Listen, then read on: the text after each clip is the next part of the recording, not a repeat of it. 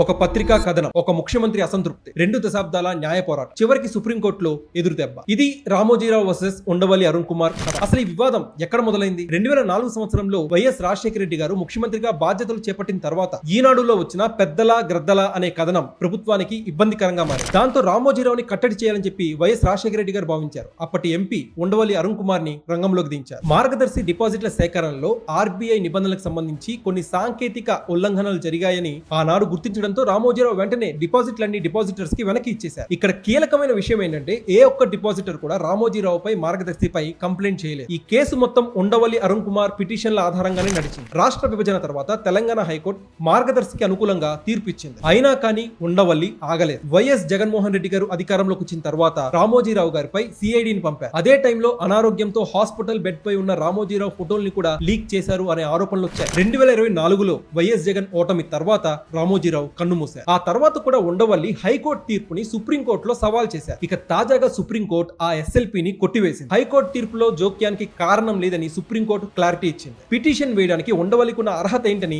Court ప్రశ్నించింది. వ్యక్తిగత కారణాలతోనే ఈ కేసుని ఉండవల్లి వెంటాడుతున్నట్టు అనిపిస్తుందని సుప్రీంకోర్టు వ్యాఖ్యానించింది. మార్గదర్శి తరపున సీనియర్ లాయర్ సిద్ధార్థ్ లూత్రా వాదించారు. 2591 కోట్లు డిపాజిటర్స్ కి చెల్లించారని ఆయన చెప్పారు. భవిష్యత్తులో ఎవరైనా వస్తే ఇవ్వడానికి 5,23,00,000 ఎస్క్రోలో ఉంచామని తెలిపారు. అంతిమంగా డబ్బు మొత్తం తిరిగి ఇచ్చేశారు. ఫిర్యాదు చేసిన డిపాజిటర్ ఒక్కరు కూడా లేరు. ఈ క్రిమినల్ కేసు కొనసాగించాల్సిన అవసరం లేదన్నదే కోర్టు అభిప్రాయం. ఓవరాల్ గా ఇది రామోజీరావు వర్సెస్ ఉండవల్లి అరుణ్ కుమార్ మధ్య జరిగిన గొడవ. మరి ఈ కాంట్రవర్సీపై మీ ఒపీనియన్ ఏంటి? కామెంట్ సెక్షన్ లో పంచుకోండి. Thanks for watching this video. Please like, share and subscribe.